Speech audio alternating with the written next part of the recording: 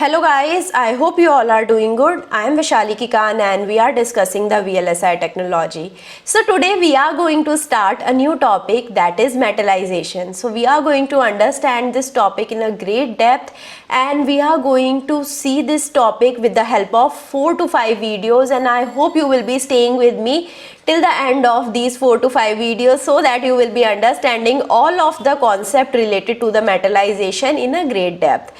So first of all, we are going to discuss the various objectives that we are going to follow in this process of metallization. We are going to understand the device applications of metallization, why we are requiring this metallization process and what is the actual need of this metallization in the IC fabrication or the VLSI technology. Okay, then we are going to see the most commonly used metals, what are the advantages, disadvantages and the properties of these most commonly used metals we are going to see. Then we are going to list 3 different metallization methods. Okay, what is the difference between all of them, what is the detailed process, we are going to understand that. Then we are going to see what is the sputtering process and how we can do it. Okay, the detailed analysis of the sputtering process, and then we are going to see what is the need of the vacuum condition in the metal deposition process and how we can achieve that. Okay, so these are all the objectives. So this is the flow diagram of our videos. So first of all, we are going to understand the definition and the application. Then we are going to see how we have the physical vapor deposition is different from the chemical vapor deposition. So PVD versus CVD we are going to see. Then we are going to focus upon the methods of the metallization. Then we are going to understand what is the requirement of the vacuum condition. Then we are going to understand the properties of some commonly used metals. Then we are going to understand the processes, and at last we are going to see the future trends. Okay, so let me tell you, we are moving towards the copper technology. So future trend is always the copper technology. So we are going to see how we begin with the metallization. First of all, we are going to see the definition of the metallization. According to the definition of the metallization, it is the process that deposit metal thin films on the wafer surface. Okay, so we are depositing a thin film of metal on the wafer surface. Why is the requirement of deposition of the metal thin film on the wafer surface? Okay, so the applications, first application is the formation of the interconnection. Till now we have formed the wafer with all of the doped region inside it. Okay, so we have all of the doped region, N region, P region. Okay, and now we want to have the real world interaction with this doped region. Okay, so in the real world, let's suppose we have a device, we have a bulb. So now if I want to supply the current to the bulb, I will be using a wire. But how I am supplying the current through the wire? Because inside the wire we have some metal through which the current is flowing. In the same manner, if I want to supply or measure the current from the source or the drain or from any of the doped region, so in that case I will be using the metals for making the interconnections. Okay, or I will be using the metals for making the connection between the source and the drain, or I can say I will be making the connection between one MOSFET and the another MOSFET, or one BJT or the another BJT. So this is how we are making the interconnections. This is how I am making a big circuit with the help of this metallization process. Now further, it can be used for the manufacturing of the gate and the electrodes, and then it is used for the micromirror. And a real world example of the micromirror is the projectors. Okay, so we are projecting or we are mirroring the same thing on the wall, okay, or on the screen of the projector. So this is a micro mirror. So the application of metallization is in the micro mirror formation as well. So I hope you must have studied about the micro mirrors in your analog electronics.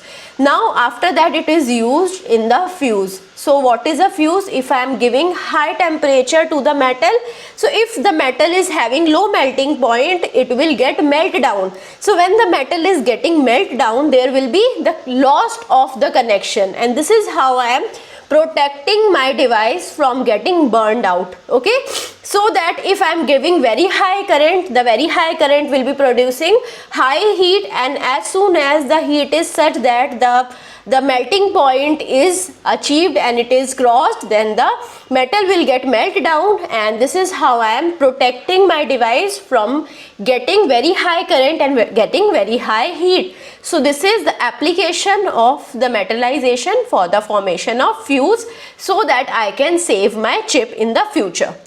Now you can see the standard metallization process. Okay, so this is my CMOS. Okay, so this is my P well, N well, so this is my N doped region, this is my P doped region. So first application is the making of the connect with the doped region, that is called the ohmic connect. So here you can see I have used the tungsten as the metal that is making the ohmic connect. So here you can see we have a blue layering as well. So this blue layering is representing the titanium or the titanium nitride layer. We are using it because if I directly use the metal, there will be some limitations. In the next video I am going to understand these limitations, and to avoid these limitations we are using this blue layer of titanium or the titanium nitride. Further, I can have this metallic layer of the alloy of aluminium and copper, and in the further case we can have the silicides as well. So all of them are having their own advantages and disadvantages, so we are going to have a detailed discussion on all of them. So you can see the various type of interconnection. We can have some local interconnection. You can see this is the local interconnection which is just connecting the source or the drain. Okay, then we have the global interconnection which may be connecting one or two or more MOSFETs or BJT or both of them. Okay, so this is my global interconnect. You can see this is the yellow line which represents the global interconnect. Then this is the contact stud, okay, from which I am making the contact. Okay, then this is the word line. Okay, so I hope now you understood all of the things that are present in this diagram. So this is a 3D diagram actually. Now coming to the first application, that is interconnection. The interconnection application is the most dominated application of the metallization process. It is used most widely, and in that what I am using mostly, I am using the aluminium copper alloy mostly. So if I am using the tungsten plug, which is the technology of 80s and 90s, so it is not used these days. Tungsten was used in 80s and 90s. Titanium is used as the welding layer. In the previous diagram I have already shown you the titanium was used as the welding layer. So here this blue layer is the titanium layer.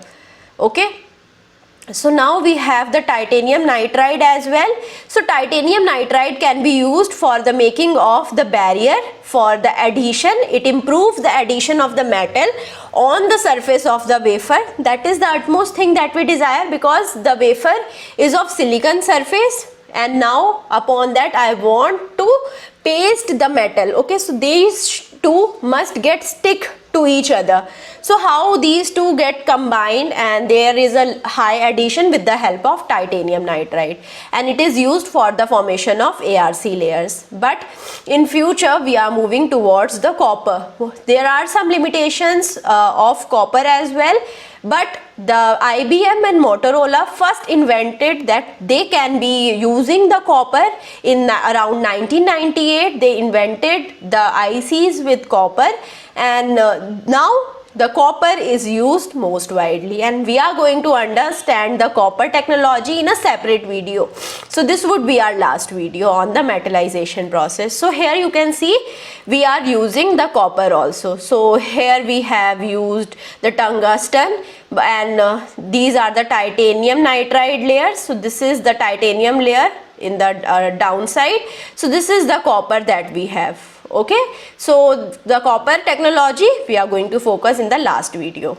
So here you can see the wafer process flow. So we have understood about all of the techniques till now. So now we are just going to focus upon this metallization process, and from this diagram also you can see in the wafer manufacturing, this is the last process. Okay, after that we are going to the testing, packaging and the final testing stage only. Okay, so now the application of the metallization for the formation of gate and the electrodes. Okay, I can use the aluminium for the manufacturing of the gate and electrodes. Why? Because the resistivity is very less for the aluminium, or its conductivity is very high. Now we are using the polysilicon to replace aluminium as the gate material, and we can use the silicides as well. I have already told you we can use the silicide, the tungsten silicide, the titanium silicide, cobalt molybdenum, and the tellurium silicide as well. Now I can use the platinum and the gold as well for the electrodes, but these two metals are very costly, so we have to have very controlled amount of them. Okay, so we are using as an electrode for the DRAM capacitors. Okay, and this is the reason DRAM capacitors are costly. Now coming to a question, the question is, can we reduce all dimensions of the metal interconnection line at the same ratio? Can we do that? So now if I talk about the resistivity of this metal is a very important factor. So if I talk about resistance is related to the resistivity. So if I have taken resistivity as theta, so R is equal to rho or theta. This is, don't get confused, theta is my resistivity which we usually take as rho. So R is equal to theta L upon area would be width into height. Okay, when we shrink all of the dimension, which means I am shrinking length as well as width as well as height, so which means the resistance will be increasing, because if W and H both are decreasing and L is decreasing, so in the denominator I have greater decrease and in the numerator I have lesser decrease. So I can say resistance increase. So when I have the higher resistance, it makes my circuit slower and it makes my power consumption to be higher. The heat losses will be higher, and this is the reason power consumption and the power lost, power wasted would be higher. So this is the reason I cannot shrink the wafer in the same ratio in all of the directions. Okay, I hope now you understood it.